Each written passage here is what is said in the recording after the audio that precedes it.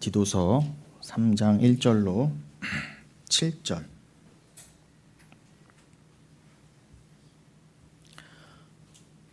합독하시겠습니다. 너는 그들로 하여금 통치자들과 권세 잡은 자들에게 복종하며 순종하며 모든 선한 일 행하기를 준비하게 하며 아무도 비방하지 말며 다투지 말며 관용하며 범사의 온유함을 모든 사람에게 나타낼 것을 기억하게 하라.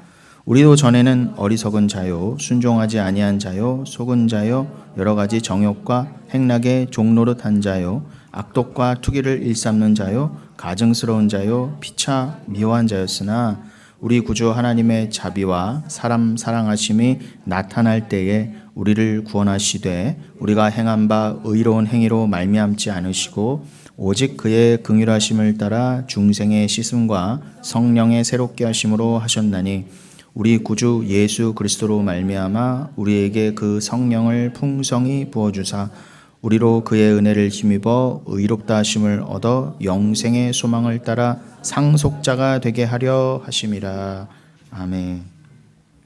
네, 여러분 지난주에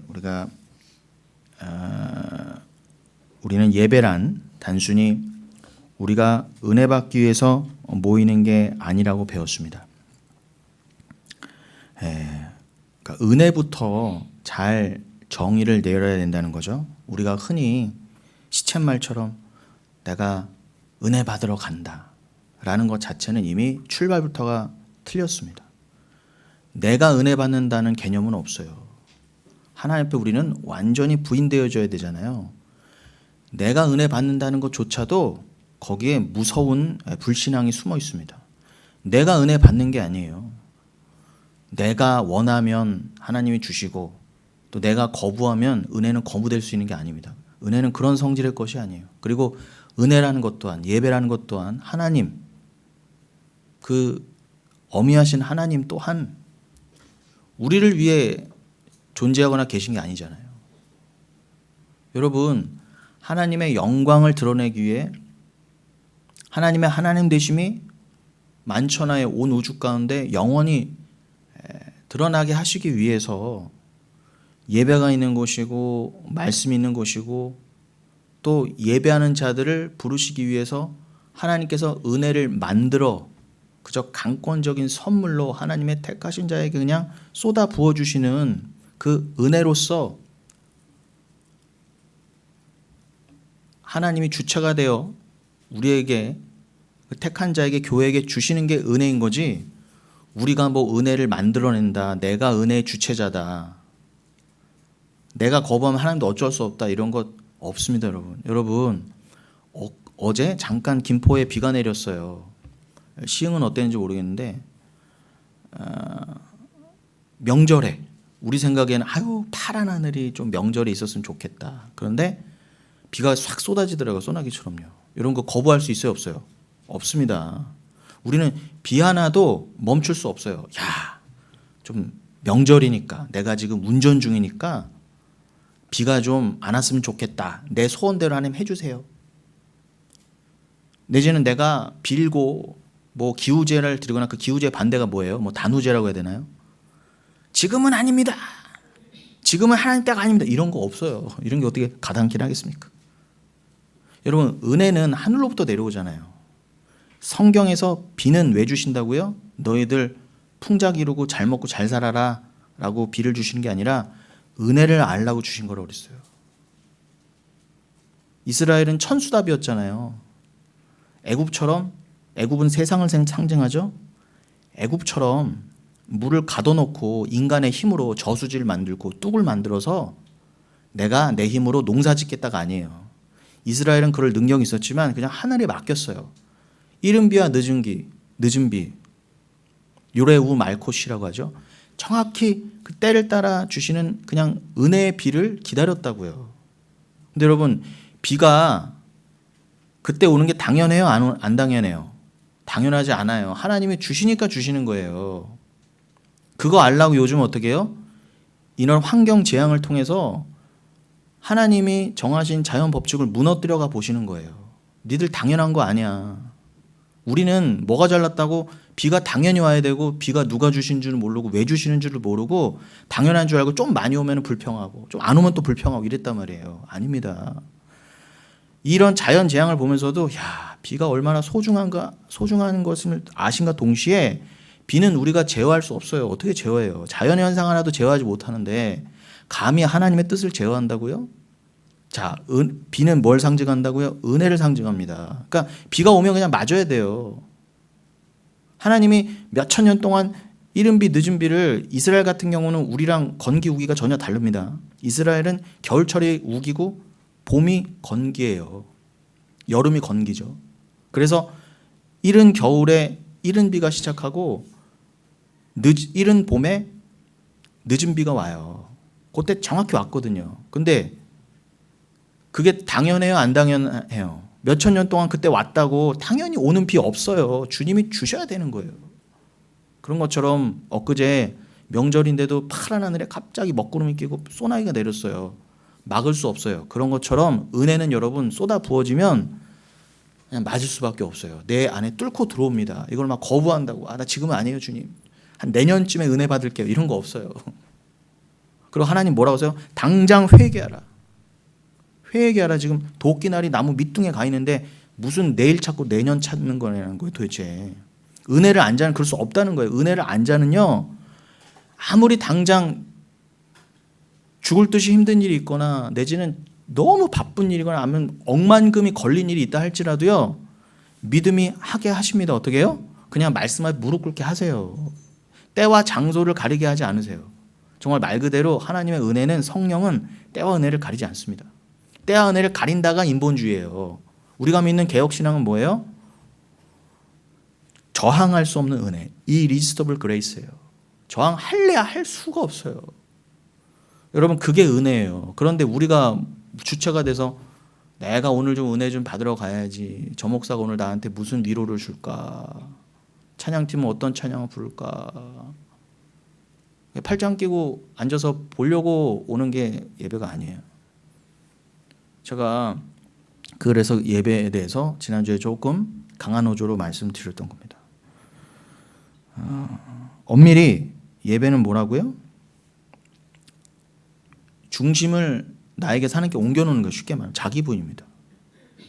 천상에서는 영원한 하늘에서 영생 동안 그 자기 분의 완성으로 내가 완전히 없어지고 하나님만을 위한 삶, 그냥 영원의 삶 자체가 예배의 삶이 될 텐데 그걸 여기서 영은교회 이름으로 모여서 훈련하시는 거예요. 그래서 여러분들 오늘도 누가 시키지도 않았는데 이 좋은 정말 쨍하고 가을 볕이 드는 이 10월 첫째 날에 연휴 때 누가 부르지도 않았는데 그렇다고 제가 여러분 뭐 맛있는 밥이라도 사드립니까? 뭐 한 분씩 제가 뭐 과일 한 박스라도 드립니까? 전혀 아니잖아요. 그런데 어떻게 여러분 여기 딱 오셨어요? 저기에 이미 계셨던 분들이니까 지금도 계시고 또 지금은 이중적으로 계신 거예요. 저기에 계신 여러분 여기도 지금 와 계시고 또 여기 계신 분들은 저기로 다시 복귀하실 거예요. 과거 현재 미래가 초월되는 거죠. 그런 분들이 저기를 잊지 않고 하나님께서 여기서 너희는 세상에 살지만 예배를 위해 사는 자들이야. 마치 출애굽기에서 어떻게 해요? 분명히 그러잖아요. 바로한테 세상을 상징하는 바로에게 파라오에게 모세가 뭐라고 합니까? 우리가 왜 광야로 나가야 된다고요? 예배드리러 가야 된다 그러잖아요.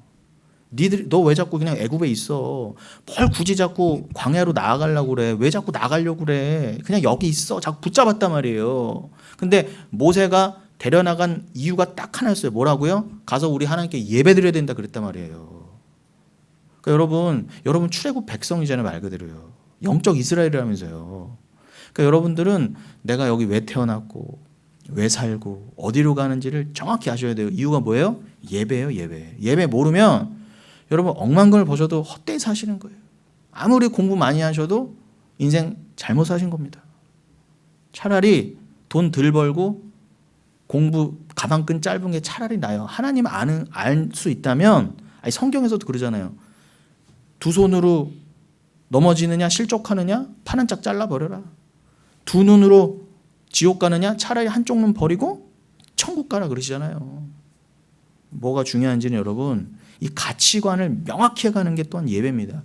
여기 오셔야 세상 가치관이 날아가고 찢겨가고 잘라져가고 다듬어져 가면서 조금이나마 여기서 내가 그렇지 출애굽 백성이지, 그렇지 정신 차려야지, 그렇지 내가 예배를 배우고 예배를 위해 살고 하나님을 위해 사는 거지, 내가 주체가 아니고 객체지, 은혜는 내가 뭐 어찌할 수 있는 게 아니라 이미 난 저기서 은혜 받은 자야. 은혜가 뭐라고요? 구원받은 거잖아요.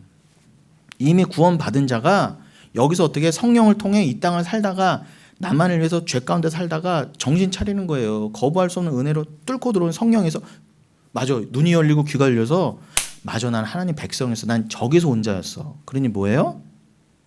그래, 난 이미 은혜 받은 자지. 그게 뭐예요? 예정이잖아요. 난 이미 구원받은 자니까 내가 여기에서 당연히 하나님만을 위해 사는 게 맞지라고 되어가잖아요. 자기 부인이 되어가잖아요. 그게 곧 예배의 삶이에요. 그 자기 부인의 삶을 누가 이루신다고요? 하나님이 이루실 일이에요. 우리가 할 수 없어요. 그래서 하나님의 행위, 성경에서 말하는 행위는 뭐밖에 없다? 하나님이 예수를 통해 성령을 통해 우리 안에서 이루신 그 행위. 여러분 이 예배 오신 것 자체가 행위예요. 내가 단지 주일 성수했다, 잘났어요 나 이렇게, 내가 오늘도 이 명절에 교회 나왔어요 라고 내가 주체가 돼서 나의 자랑이 나오면 그거는 아무리 천일 만일 나오셔도 헛된 거지만 단 하루를 나오셔도 어떻게 해요? 믿음으로, 저기를 믿는 믿음으로 나오셔서 은혜에 이끌림을 받아 여기 나오셨어. 그럼 그게 자기 부인으로 나오신 거잖아요. 그건 내 행위가 될 수 없단 말이에요. 누가 하신 것? 내 안에 예수가 하신 것. 갈라디아서 2장 20절. 이제는 내가 사는 것이 아니요 내 안에 예수가 사는 것이라. 맞아요. 껍데기만 나지 나는 예수가 이끄신 대로 사는 거예요. 그럼 내가 하는 행위가 아니고 누가 하시는 거예요? 내 안에 예수가 하시는 거잖아요. 하나님은 그 행위 내 나라예요. 니들이 잘났다고 내가 했어요, 내가 교회 나갔어요, 내가 주일 성수했어요, 이거 내놓지 말고 그냥 은혜에 이끌린 자, 자기 부인된 그 모습, 그거 내놔. 그거는 니들이 한 거 아니잖아, 예수가 한 거잖아. 그거 내놔요. 그게 성령의 열매예요. 곧 자기 부인의 열매. 그게 바로 야고보서 2장에 뭐예요? 행함이 있는 믿음이에요. 네가 믿음이 있구나로 하나님이 인정해 주시는 행위란 말입니다. 네가 행함과 믿음이 딱 붙어 있는 거 보니까 네가 진짜 믿음 있는 자고 네가 진짜 의로운 자구나. 근데 그 행위도 믿음도 하나님이 주셨는데 그 행위도 어차피 누가 하신 것? 예수가 하신 거예요. 그러니까 믿음도 행위도 다 예수 거란 말이에요. 우리 거 없어요. 그러니 은혜도 오직 주님 것. 오직 은혜, 오직 예수, 오직 믿음. 그래서 오직 하나님께만 영광이에요.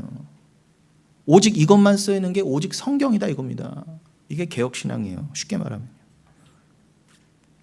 그러니 여러분, 이미 은혜 받으신 분들이 모여서, 그죠?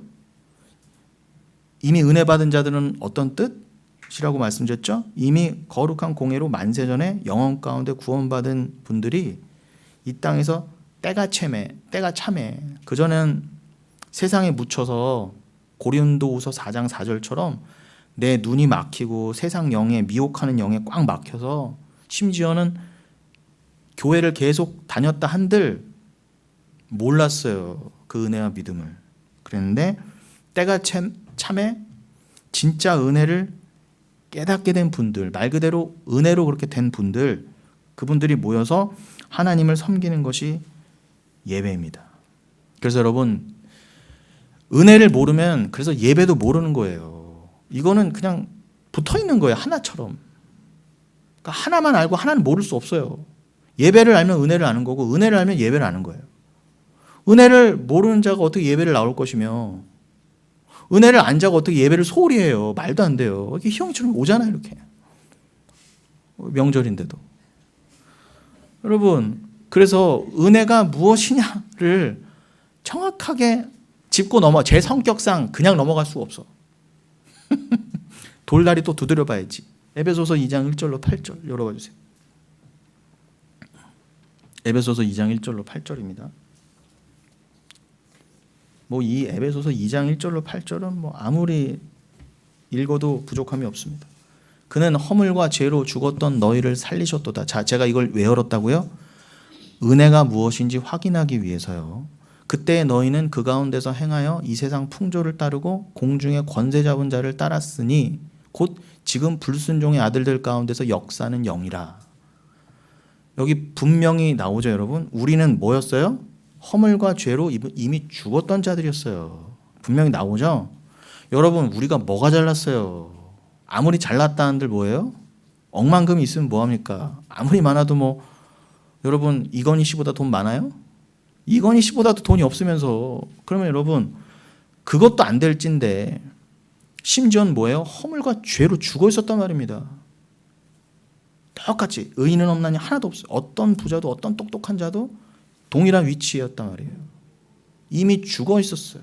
그러니까 주님이 살려주시지 않으면 아무 소망이 없던 자들이었어요.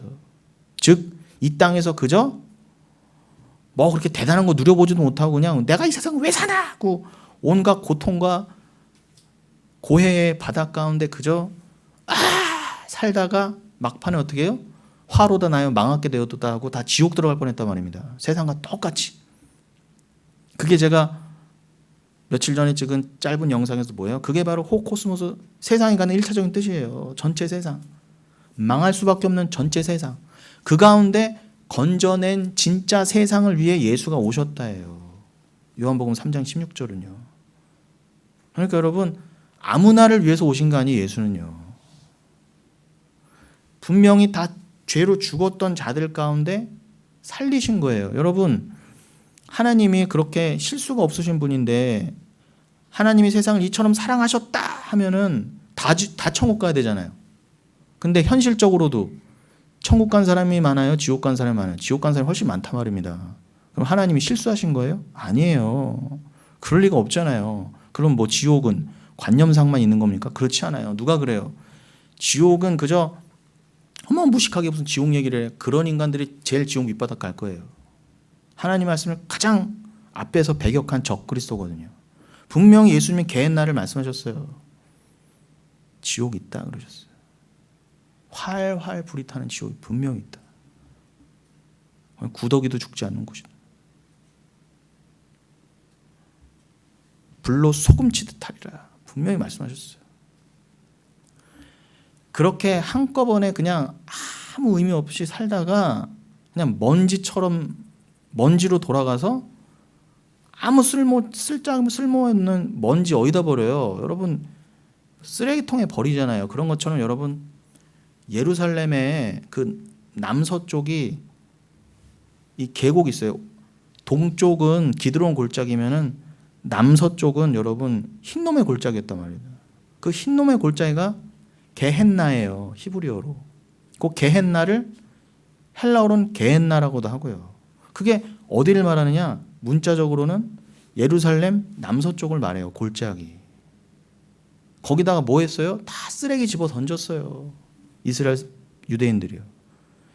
동물 시체 갖다 버리고 때로는 사람 시체 갖다 버리고 거기에는 뭐 도둑들 뭐 그냥 강도들 지나다니고 또 그냥 거기에 연고 없는 시체들 갖다 버리고 살인 사건 나고 온갖 잡동사니를 다 버린 곳이에요. 근데 거기는 늘 불이 탔어요. 활활.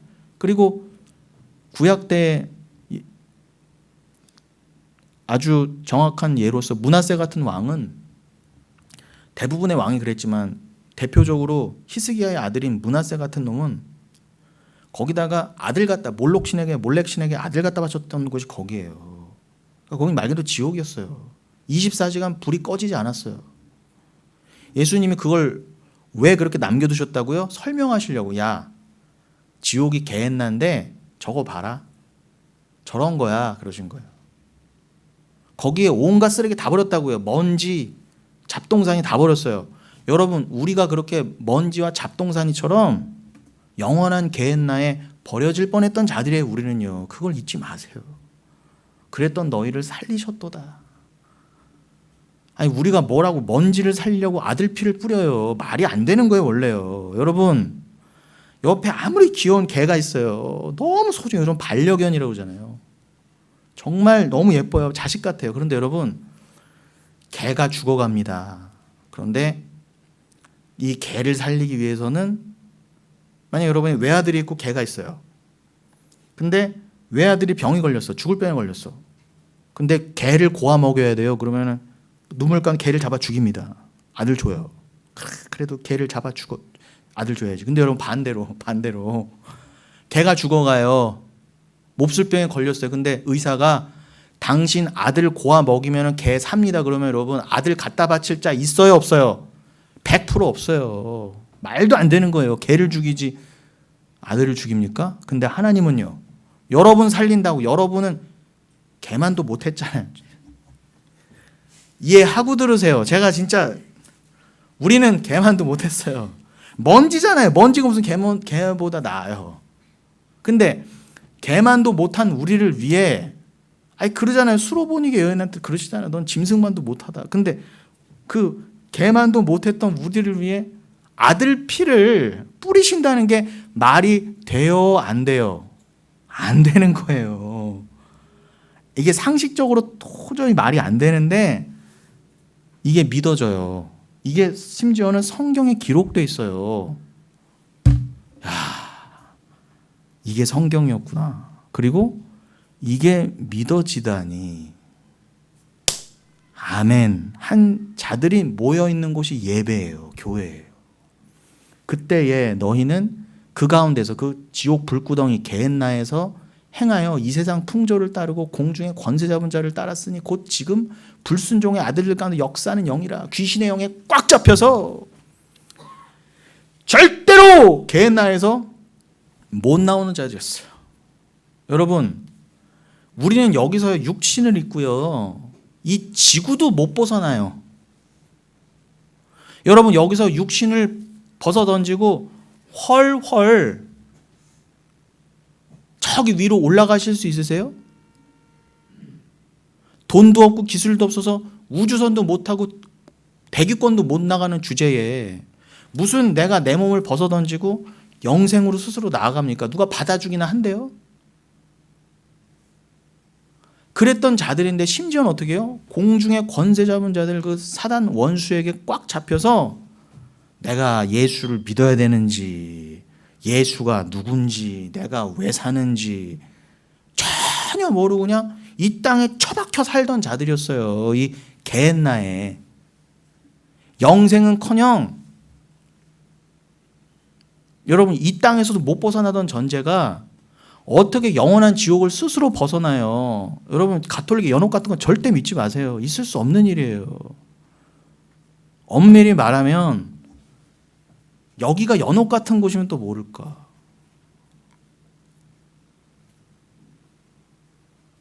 아니 여기서 여러분 하나님의 은혜가 아니면 여기서 못 벗어나잖아요. 근데 그나마 여기는 그래도 건질 자들은 하나님의 아직은 은혜의 유예 기간을 두고 계시잖아요. 말 그대로 뭐예요? 여러분 가톨릭의 그런 거짓 교리와 혼동하지 마시고요. 이해를 돕자면, 제가 끌어다 쓰는 거예요. 이해를 돕자면 여기는 아직 어떻게 해요? 우리가 주님의 선택을 받은 자들이면 아직은 주님의 강권적인 은혜도 벗어날 수 있는 기회가 있지만 진짜 지옥은요, 못 벗어나요. 한 번 들어가면 절대 못 나와요. 그럼 이 땅에서도 주님이 건져주시지 않으면 못 나가는 자가, 절대 부활이 없는 자가 어떻게 지옥을 스스로 벗어납니까? 그런 여러분, 어마어마한 은혜를 입으신 거예요. 여러분들은요. 제가 그걸 알려드리려고 오늘 이 명절에 이렇게 거칠고 아픈 얘기를 하는 겁니다. 이해해 주십시오, 여러분. 마음이 약해서. 3절. 전에는 우리도 다 그 가운데서 우리 육체의 욕심을 따라 지내며 육체와 마음에 원하는 것을 하여 다른 이들과 같이 본질상 뭐였다고요? 진노의 자녀였다. 나오잖아요. 우리는 본질상 뭐예요? 다 썩었다는 거예요. 아무런 가능성이 없었어요. 그냥 먼지였다. 짐승만도 못했다. 개는요 주인이라도 알아보죠. 우린 뭐예요? 개만도 못했어요. 하나님을 몰랐거든요. 이사야서 1장에 나오잖아요. 말도 그 주인을 알고 소도 그 주인을 아는데, 말도 그 주인이 주는 말 구유 먹이통을 알아보는데 니들만 나를 못 알아본다 모른다 그러시잖아요. 그럼 우리는 짐승만도 못한 게 맞아요. 4절 긍휼이 풍성하신 하나님 우리를 사랑하신 그 사랑을 인하여 허물로 이미 죽은 우리를 어떻게 해요? 그리스도와 함께 살리셨고 하면서 은혜가 나오죠. 이 가로는 무시하세요. 너희는 은혜로 구원을 받은 것이라. 은혜가 나오잖아요. 이미 죽은 우리를 그의 아들 피로 살리셔서 구원하신 게 은혜인 거예요. 그러니까 하나님 측에서 나온 게 은혜인 것이지 우리 측에서는요. 먼지가 뭘 해요 하기는요. 본질상 진노의 자녀가 이미 썩어서 타락할 대로 타락했는데 하나님 내가 하나님에서 뭘 좀 할게요. 이런 거 애초에 없었다는 거예요. 우리 측에서는 없었어요. 6절 또 함께 일으키사 그리스도 예수 안에서 함께 하늘에 앉히시니 여러분 거름더미였어요. 여러분 게헨나에는요 또 뭐 또 갖다 버렸어요? 짐승의 똥, 사람들의 분뇨 이런 거 다 갖다 버렸어요. 그 골짜기에다가. 그때 뭐 하수도가 제대로 있습니까? 없잖아요. 다 갖다 버렸어요. 거기서 여러분 거름더미에서 여러분을 일으켜서서 어디까지 앉히셨다고요? 그리스도 예수 안에서 하늘에 앉히셨다 그래요. 야 이게 또 믿어져. 야 나를 저기 앉히셨고 이미 난 앉아 있다고? 어떻게 사도들이 본 구약의 선지자들이 본 게 지금 내가 보고 있는 그거 맞아? 말씀을 통해서 나도 저기 앉아 있다고 보좌 우편에 주와 함께 말 그대로 애들 말로 뭐예요? 대박 이렇게 되는 거예요. 대박. 대박도 아니야. 대박. 7절 이는 그리스도 예수 안에서 우리에게 자비하심으로써 그 은혜의 지극히 풍성함을 오는 여러 세대에 나타내라 하심이라. 여러분을 왜 살리셨다고요? 이 은혜가 얼마나 크고 깊은지를 여러 세대에 택한 백성들에게 드러내시려고 여러분을 택하셨다는 거예요. 저도 마찬가지예요. 지금 제가 왜 설교해요? 은혜를 드러내려는 거예요. 제가 받은 은혜를. 그럼 제가 받은 은혜가 드러나려면 저의 뭐가 또 드러나야 되겠어요? 저의 죄인됨이. 저의 죄와 허물로 죽었던 저의 과거가. 제가 분토보다도 못했다고 하는 죄인 중에 괴수였다는 것. 사도 바울도 내가 죄인 중에 대가리였다고 한다면 나는 말해 뭐 하겠어요? 여러분 나는 자연인이다 저 가끔 보거든요. 어떤 아저씨께서 생선 대가리만 모아서 탕을 끓여줘서 내놓는 거예요. 너무 없으니까. 저 다 보진 않았는데 언뜻 봤어요. 여러분 그게 마음 같아서는 참 좋은 걸 대접하고 싶은데 너무 없으니까 그냥 생선 대가리만 어디다가 주워 모아놨던 거 냉동실에 있던 거를 여러분 생선 대가리는 바로 썩잖아요. 큰일 납니다. 그냥 먹으면 잘못 먹으면. 근데 그걸 또 오랫동안 냉동실에 있던 거를 손님한테 내놨어. 여러분 그걸 이렇게 그 연예인이 맛보고요. 그 형용할 수 없는 맛에 차마 방송에서 표현은 못하고 내가 표정이 그거예요. 내가 이 집 계속 해야 되나 이 표정이었어요. 딱 내가 이거 돈 벌자고 이런 거 먹어야 되나 이 표정이었단 말이에요. 근데 앞에는 카메라 있지 또 그 대접해준 분의 마음이 있으니까 함부로 말은 못하고 그냥 꾹 참더라고요. 근데 여러분 보세요. 대가리 이거 뭐 했어요? 생선 대가리도 쓸 게 없는데 죄인 중에 괴수 대가리를 어디다 씁니까? 여러분 너무 마음이 힘드세요? 자존심 상하세요? 더 상하셔야 돼요. 팍 그냥 아주 그냥 생선 대가리 썩듯이 여러분 팍 죽으셔야 돼 그냥. 너희는 그 은혜에 의하여 믿음으로 말미암아 구원을 받았으니. 제가 이걸 드러내기 위해서는 여러분 죽으셔야 돼요. 이것은 너희에게서 난 것이 아니요 뭐요? 하나님의 선물이라 분명히 나오잖아요. 은혜는 뭐라고요? 니들 것이 아니다. 하나님의 선물이야. 누구한테 주신 것? 생선 대가리 봐도 못한 자들에게 주신 게 은혜예요. 이제 은혜가 뭔지 아셨죠? 그럼 은혜가 뭔지 안 자가 내가 오늘 좀 은혜 좀 받으러 가야 되겠다. 있을 수 있어요 없어요? 없어요. 그 입을 그냥 팍 해야 돼요. 디도서 열어주세요. 오늘 본문이죠. 제가 에베소서 2장과 디도서 3장이요 딱 맞물려 있어요. 이게 오늘 설교의 본문이면서 그 제목이 나온 본문이기도 한데 몇 주 전에 우리 이 방송 승영이가 그 예배팀 카톡방에 올렸던 본문이에요. 그래서 제가 잘 기억하고 있다가 뭐 말씀이 다 맞는 거지만 연결되는 거지만 또 이 에베소서 2장하고 찰떡이야. 디도서 3장 1절 7절 다시 한번 볼게요. 여러분 아까는 그냥 막 읽으셨죠? 본문.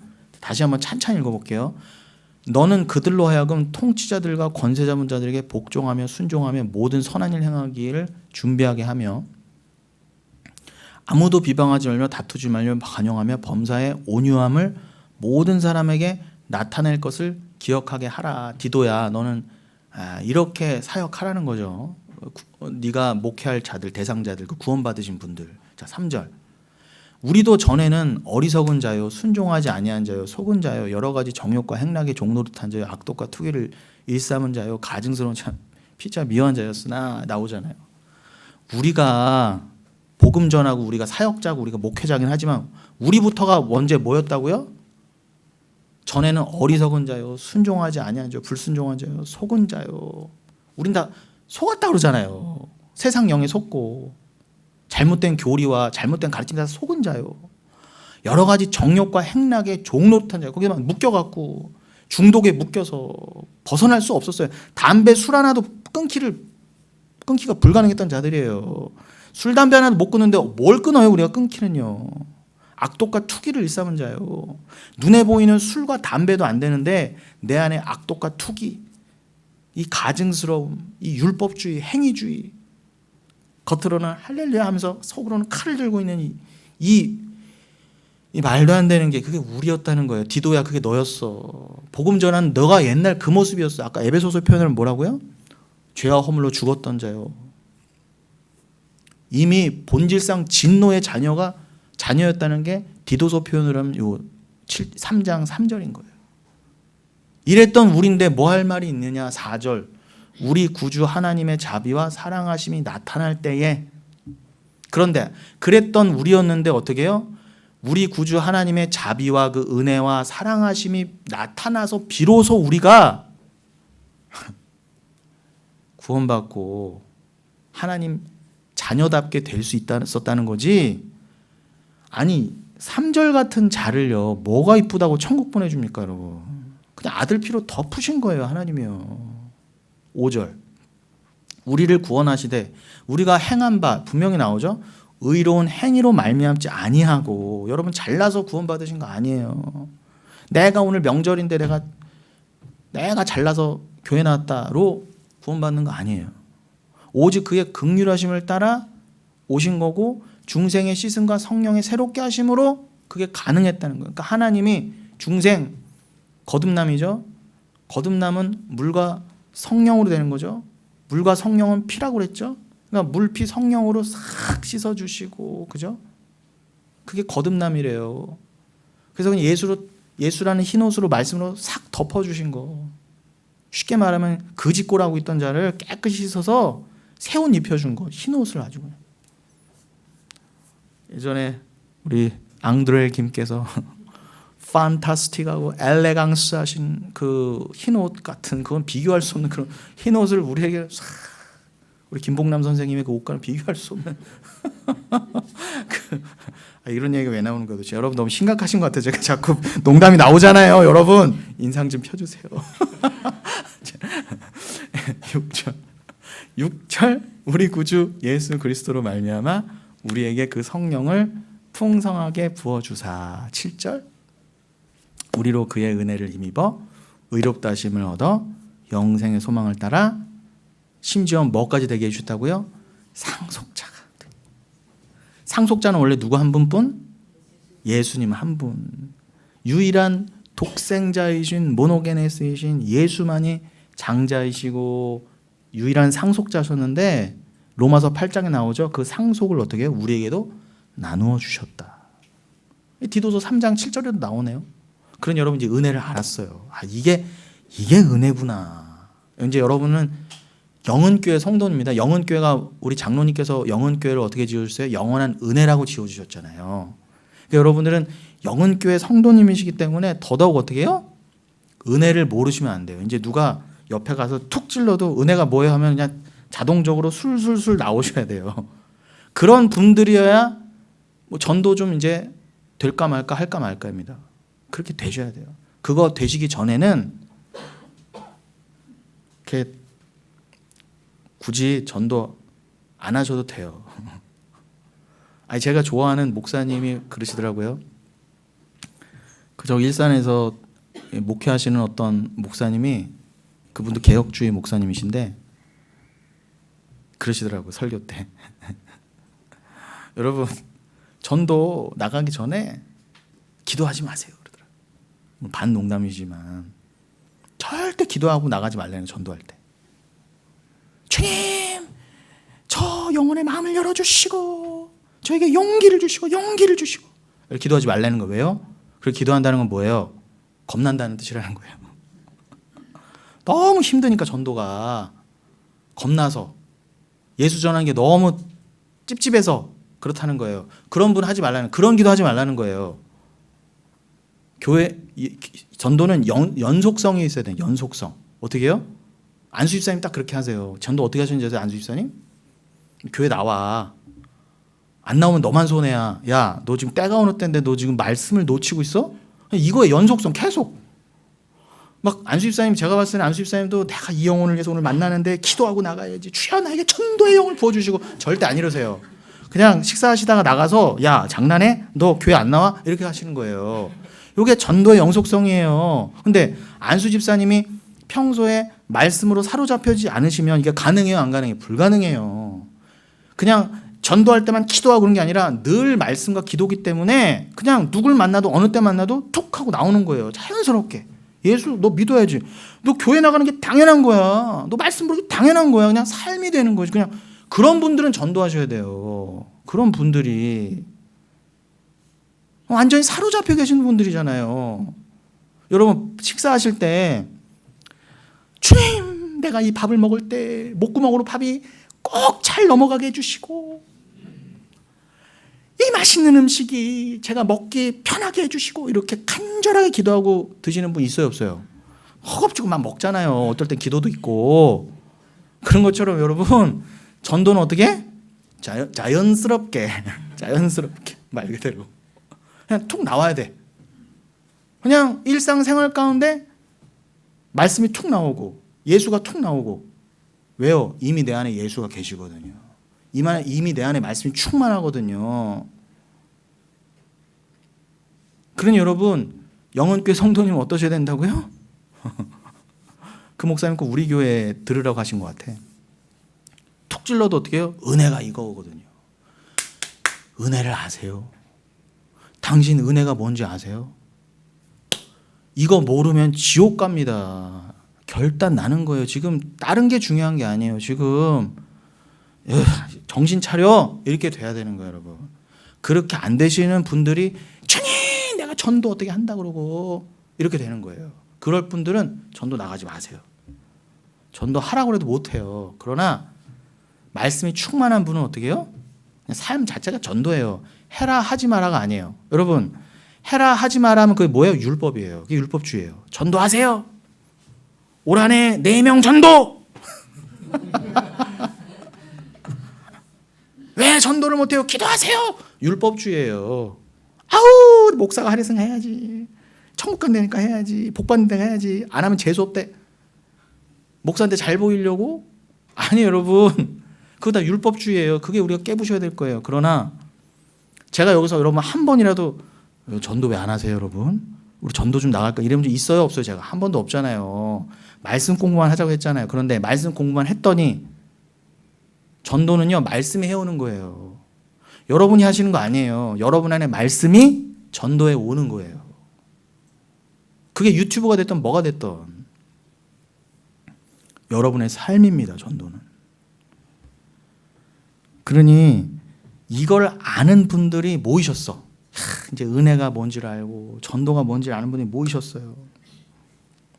그럼 어떻게 해요? 이건 뭐 예배는 진짜 너무 감격스러운 말씀을 아는 분들이 모이는 것만으로도 위로가 되고, 그죠?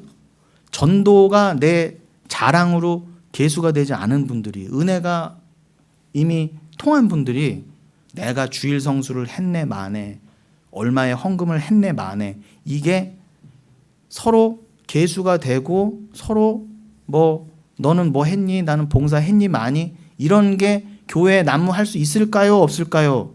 그럴 수 없다는 거예요. 그럴 수 없어요. 그건 교회도 아니에요. 여러분, 예배는 은혜 받은 자들이 모여서 하나님을 섬기는 것입니다. 정확히는 어떻게 해요? 이미 섬기고 있어요, 천국에서.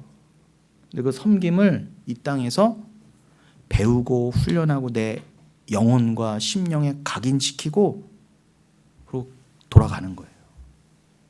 그렇게 가야 여러분 영생을 사실 수 있는 거예요. 이 땅에서 예배는 그래서 자기 부인의 훈련이고, 천국의 예배는 자기 부인의 완성이라고 하는 것입니다.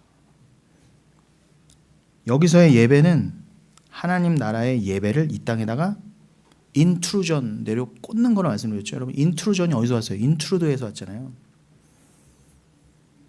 인트루전의 사전적인 의미가 뭔지 아세요? 재밌어요.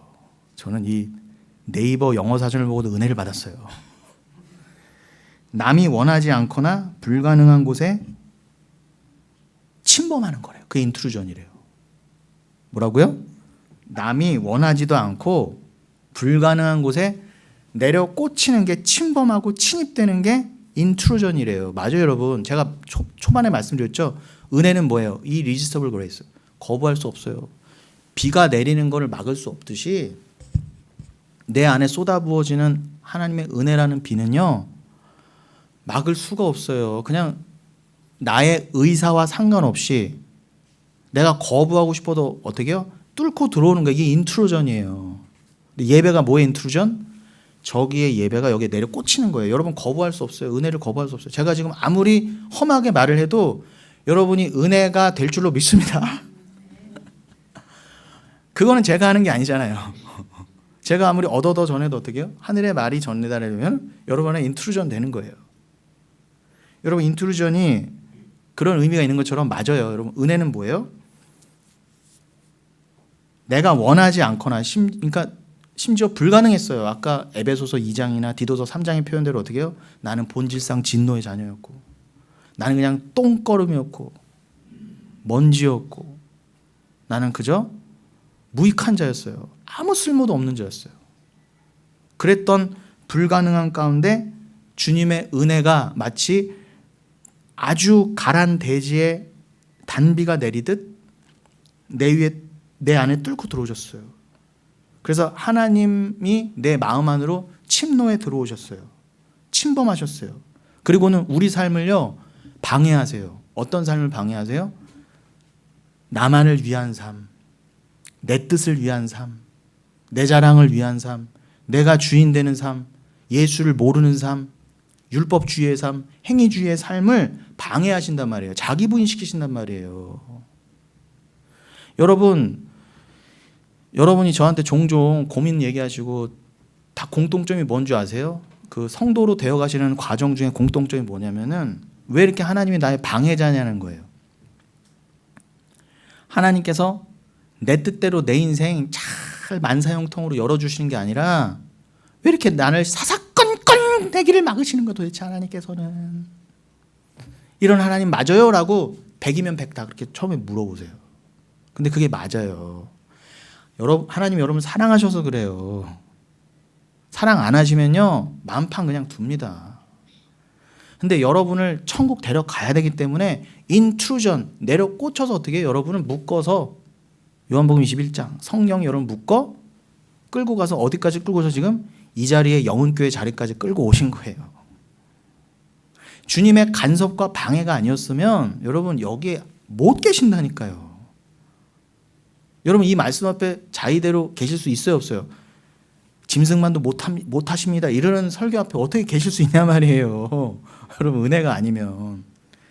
아까 그 말이 되게 걸렸나 보네 제가.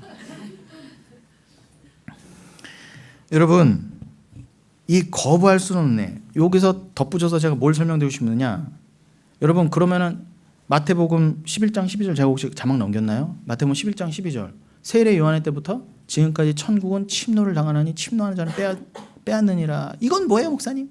틀리잖아요. 분명히 천국은 우리가 침노를 하는 거라면서요. 우리가 뺏는 거라면서요. 목사님 말하고 반대잖아요. 왜 말이 달라요? 그러실까봐 혹시. 그러실까봐 제가 이거 진작에 한 번, 두 번 설명드렸지만 한 번 더 말씀드리는 거예요. 또 새로 들으셔야 될 분이나 잊어버리신 분들을 위해서. 여러분 이 침노가 이게 원어는 비아조로 되어 있는데 여기는 비아제타이라고 되어 있거든요. 침노를 당한다. 비아제타이. 헬라어로요. 비아제타이. 근데 이 비아제타이는요. 헬라어만의 독특한 용법이 있어요. 문법인데 이게 뭐냐면 디포넌트 동사라는 게 있어요. 우리는요. 여러분 수동태 하면 수동태. 능동태 하면 능동태지. 딴 게 없잖아요. 수동태 하면 당한다. 능동하면 그냥 한다.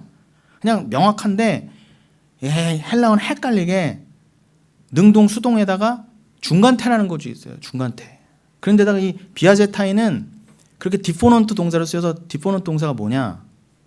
겉으로는 수동으로 돼 있어. 비아제타이 이렇게 수동으로 돼 있는데 비아조가 수동형으로 바뀌어서 분명히 원어에는 비아제타이라고 돼 있는데 이게 우리 눈에는 수동형으로 보여요. 그러니까 이렇게 막 번역을 해놓은 거예요. 침노를 당한다. 하나님 나라가. 그런데 뭐예요? 헬라어만의 독특한 용법이 뭐예요? 겉으로는 수동태인데 의미는 해석은 능동으로 해야 되는 것이 있어요. 그걸 중간태적인 성격이라고 해도 좋아요. 뭐 다 좋은데 다 어려우니까 하나만 기억하세요. 분명히 겉은 수동태지만 해석은 어떻게 해요? 능동으로 돼야 돼요. 그러면은 의미가 뭐가 돼요? 아, 천국은 우리에게 의해서 침노당하는 게 아니에요. 우리의 열심으로 내가 열심을 부리면 천국도 침노당한다. 내가 천국 뚫고 들어간다. 있을 수 없어요. 지옥에서도 못 나오는 자가 어떻게 천국을 뚫고 들어갑니까? 천국은 뭐예요? 우리를 침노에 들어온다예요. 묵시는 이 세상을 먹고 들어온다예요. 묵시는 역사를 덮쳐오잖아요. 여러분 하나님 나라가 이 세상을 이미 오버랩해서 들어왔어요. 그래서 이 세상은 오는 세상과 가는 세상이 이렇게 이 세상과 오는 세상이 이렇게 겹쳐져 있다. 이렇게 오버랩돼 있다고요. 그러니까 여러분들은 두 세상을 다 사시는 분들이에요. 성도는요. 세상은 한 세상만 살아요. 먹고 죽을 여기서 그냥 눈에 보이는 세상만 살지만 여러분들은 올 세상, 진짜 세상, 진리의 세상, 하나님 나라를 이미 이 땅에서 오버랩해서 살고 계시는 성도란 말입니다. 종말의 백성이에요. 그게 종말의 뜻입니다. 그런 여러분들 이 땅에 살지만 하늘을 보고 사신다는 거예요. 여러분 주님 말씀처럼 지금도 그렇게 되어가고 있지만 이 땅과 이 헌하늘과 헌땅, 옛하늘과 옛 땅은 이 눈에 보이는 건 다 물러갈 거예요. 물러가고 있어요. 하나님 나라가 도도히 흘러요. 그걸 막을 수 없어요. 비를 막을 수 없는 것처럼. 그래서 이미 예수가 천국을 가지고 딱 2000년 전에 십자가로까지 이 나라를 선포하셨어요. 이미 천국은 왔다. 내가 왔으니 천국이 온 거다. 내가 천국이야. 예수가 그러셨단 말입니다. 그러니까 예수가 천국을 가지고 이 땅을 침노해 오신 거지 묵시가 이 땅을 먹고 들어오고 역사를 지배해가는 거지. 여러분 이 땅의 역사와 모든 인생은 여러분 묵시 앞에 다 무릎 꿇게 돼 있어요. 하나님의 뜻 앞에 그 천국과 지옥이라고 하나님의 기준 앞에 절대 진리 앞에 다 무릎 꿇게 돼 있단 말입니다. 진리가 뭐라고요? 절대 세상에 하면 잘났다고 나는 이런 기준이 있어요. 나는 이런 잘남이 있어야 해도요.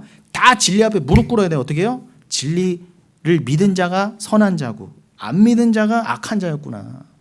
예수를 사랑한 자가 선인이고 예수를 미워한 자가 악인이었구나. 아, 율법 잘 지키고 세금 잘 내고 심지어는 나라를 구한 사람일지라도 예수를 안 믿고 안 사랑했으면 악인이었구나로까지 가셔야 돼요. 그게 진리예요. 아무리 내가 잘났어도 너 지옥 가, 넌 지옥 가야 돼 그러면 깨갱하고 갈 수밖에 없는 게 진리예요. 그 진리 앞에 이 세상은 완전 무너지는 거란 말이에요. 여러분 그게 좀 믿어지세요? 이 가치관이 안 통하면요 우리 힘들어요. 저도 힘들고 여러분도 힘들어요. 그러나 여러분 이 도도한 묵시를 우리가 거스를 수 없어요. 그러니 천국은 어떻게 우리를 침노에 들어오는 거예요. 이 마태복음 11장 12절의 예수님 말씀도 그런 뜻이 있는 거예요. 어떤 신학자는 이렇게 표현했더라고요. 거룩하고 막강한 능력으로 이 땅에 기습적으로 도래한 천국은 단지 침략과 약탈의 대상으로서가 아니라 적극적이고 능동적으로 역동적으로 택하신 자들에게 뚫고 들어가셔서 임하시는 하나님 나라다 그래요. 이 해석이 맞아요. 이 해석이 맞아요. 그렇구나. 나에게 뚫고 들어오시는 그 하나님이 바로 하나님 나라구나. 나 안에 하나님의 나라가 임했다는 건 하나님의 통치가 이미 임했다는 거구나. 난 이제 갈라디아서 2장 20절 내가 하는 게 아니에요. 그냥 예수가 하시는 거예요. 그게 통치예요. 내 뜻이 어디 있어요? 여러분, 이 말씀을 하고 이제 좀 마치겠습니다.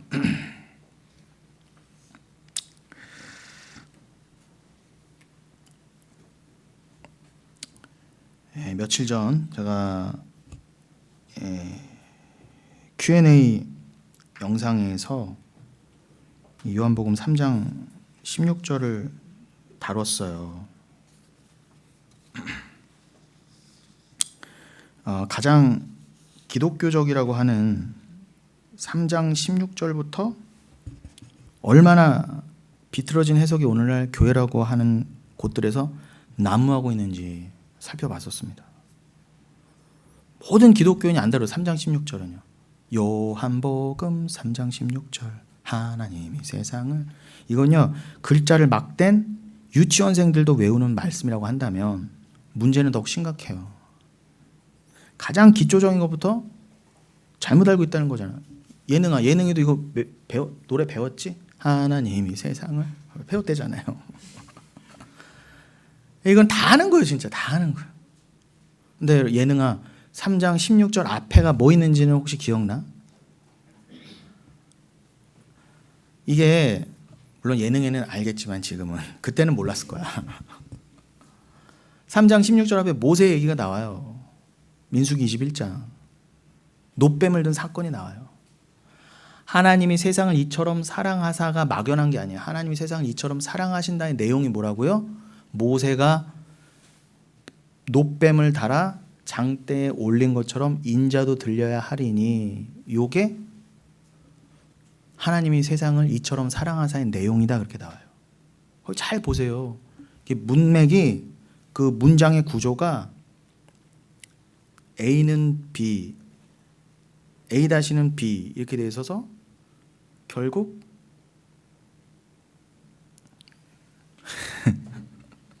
쉽게 말할게요. 그러니까 하나님이 세상 이처럼 사랑하사의 내용이 뭐라고요? 모세의 그 장대에 놋뱀을 달아 올린 그것으로 설명된 십자가구나 이렇게 돼 있어요. 십자가구나. 이것이 하나님이 세상을 사랑한 방법이시다 그래요. 그러니까 여러분 막연하게 하나님이 세상을 이처럼 사랑하사가 그냥 허무하거나 이런 막연한 게 아니라 그 정확한 계시로서 주신 게 뭐라고요? 십자가라는 거예요. 그리고 십자가는 이미 구약 때부터 설명이 돼 있다는 거예요. 그러니까 여러분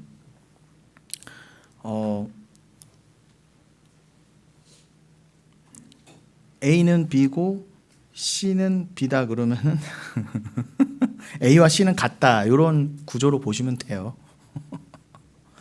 그러니까 여러분 이 3장 16절이 그런 내용을 갖고 있는데 거기서 우리가 다 어디서 또 헷갈렸어요? 세상이라는 의미를 가지고 헷갈렸단 말입니다. 이 세상이라는 단어가 정확히 해석이 안 되니까 다 같이 그냥 하나님이 온 인류를 그냥 무조건 막연하게 사랑하시는구나 이렇게 한 거예요. 아까도 말씀드린 것처럼 그 세상의 진짜 의미는 뭐라고요?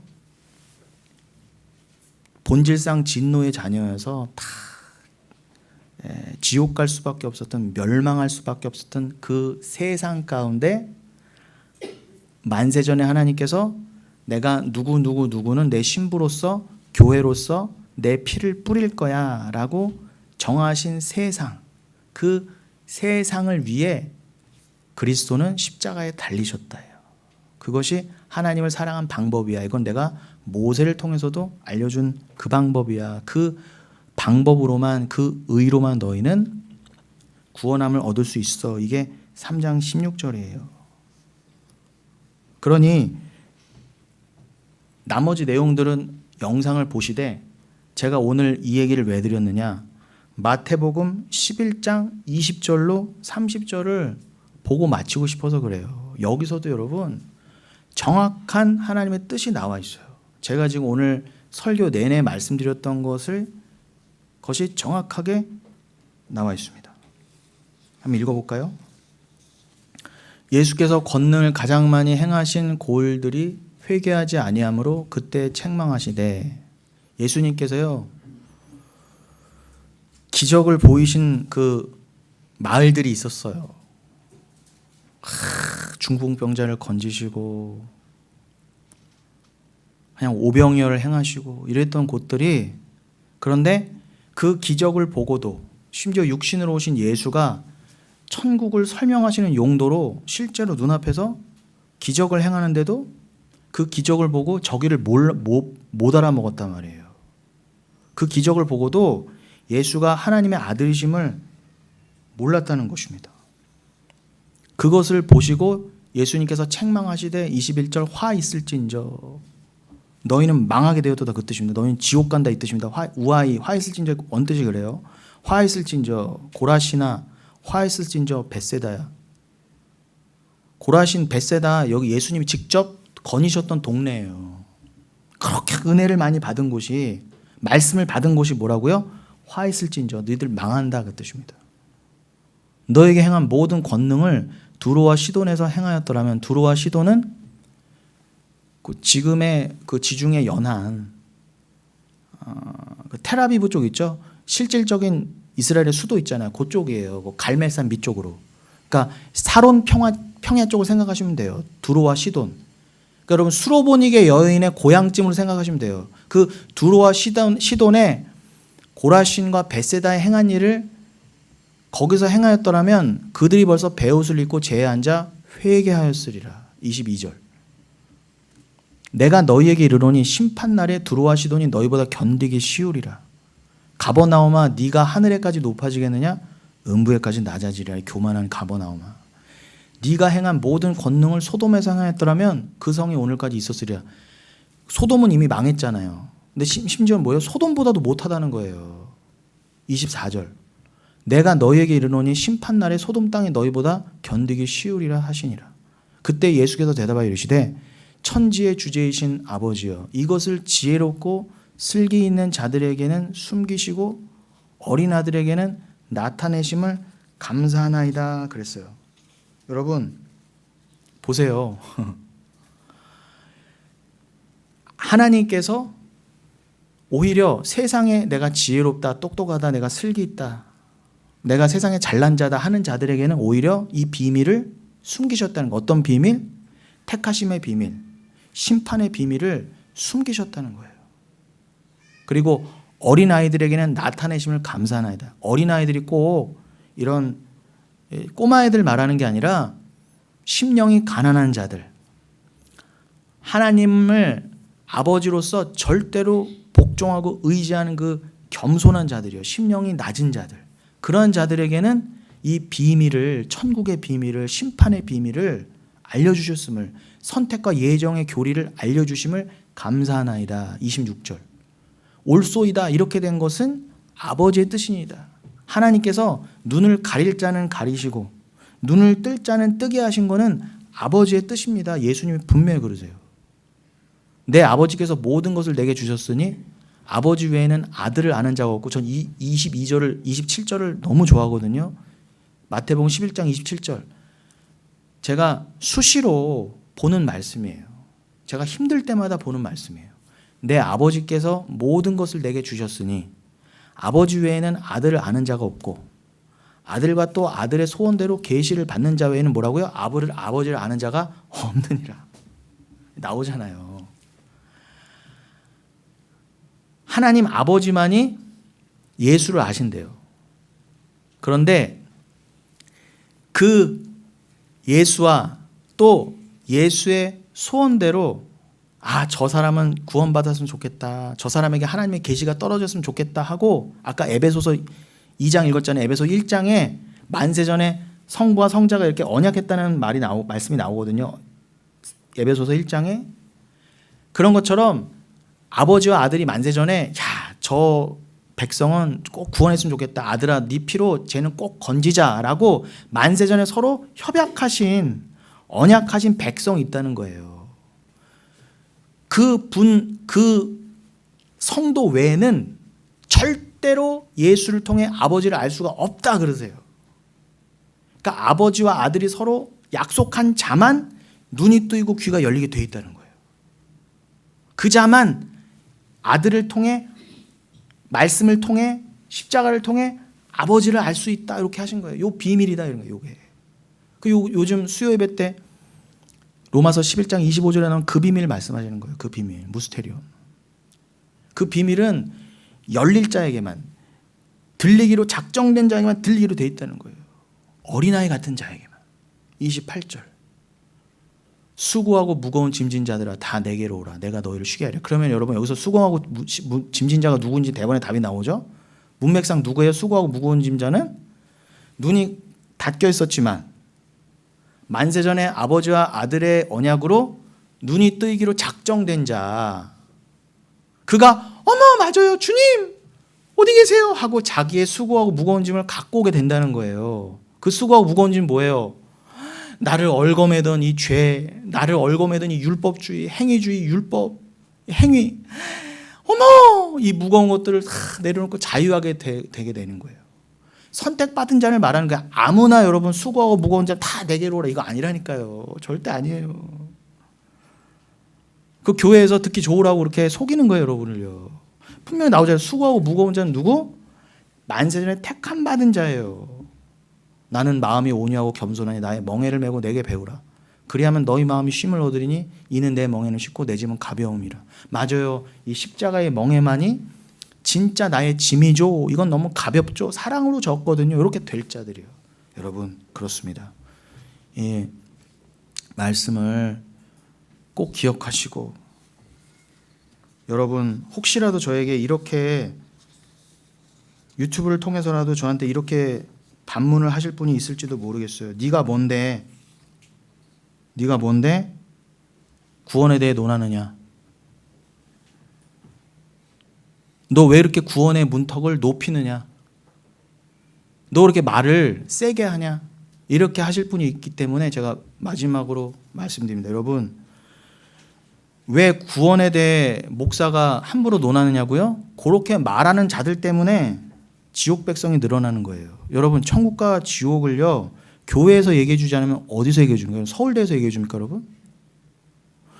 교회에서 정확하게 진리가 이것이고 예수고 이거에 의해서 천국과 지옥이 갈립니다라고 교회에서 목사가 말씀을 가지고 말해주지 않으면 누가 들어요? 누가 어디에서 듣습니까? 여러분 왜 그렇게 구원의 문턱을 높이느냐고요? 제가 높인 거 아니에요. 원래 구원의 문턱이 너무 높아요. 사실 우리 못 들어가요. 그냥 은혜로 들어가는 거예요. 그럼 여러분 정말 이게 복음 아니에요? 문턱이 너무 높아서 도저히 우리 힘으로 못 들어가는데 주님이 은혜로 우리를 그냥 들어가게 해주셨다. 아멘. 얼마나 감사합니까? 근데 무슨 제가 문턱을 높이긴 높여요. 오직 은혜만 말하고 있는데 여러분 구원의 문턱을 이렇게 낮춰서 아유 사람 좀 좋은 말 해주고 좀 편한 말 해주고 농담 따먹기나 하고 그냥 이렇게 1시간 넘게 쥐잡듯이 말씀 여기저기 보는 게 아니라 그냥 좋은 얘기 해주고 가면은 서로 좋아요. 그러나 여러분 그렇게 말하는 목사가 얻는 유익이 도대체 뭡니까? 뭐 나는 세상 안 보고 돈 안 바라본다고요? 그러면 말 그대로 그렇게 해서 없는 유익도 없으면서 왜 그렇게 자기가 스스로 함부로 문턱을 낮춰서 다 지옥 가게 만드냐 말이에요. 아니에요 여러분. 치열하게 붙잡아야 돼요. 진리를요. 잊지 마시고 사람을 기쁘게 하는 것이 아니라 문턱을 낮추어서 사람을 끌어모으는 게 교회가 아니에요. 제가 처음 말씀드린 것처럼 교회는 아무나 옵쇼가 아니라 아무나 왔더라도 정확한 기준에 의해서 떨궈져 나가야 돼요. 시험 가운데에 알곡과 가라지가 갈라져야 돼요. 그러려면은 기준은 추상같이 있어야 되는 것입니다. 함부로 문턱 낮추면 안 돼요. 그거는 우리가 할 바가 아닙니다. 그래서 하나님의 복음만이 전파되므로 나는 만세전에 은혜 받은 자가 맞구나 하는 분들이 그렇지 말씀에서 깨달아서 여기에서 어떤 말씀이 쏟아지더라도 끝까지 남아있게 되시는 게 교회인 것이지 어중이 떠중이 끝까지 붙잡고 있어야지. 제가 언제 예배 안 나온다고 여러분 따로 연락해서 왜 이렇게 예배 안 나오세요? 저 안 그래요. 그런 거 보셨어요? 제발 좀 나오세요. 안 그래요 저. 근데 안 그래도요 올 분은 오고 남을 자는 남아요. 말씀은 그냥 떨어지면 돼요. 말씀이 여러분을 붙잡든지 흘려보내든지 할 겁니다. 저는 그렇게 할 거예요 여러분. 그렇게 여러분 말씀을 우리가 계속 함께 이루어가는 저와 여러분 되시기를 예수님의 이름으로 축원드리겠습니다.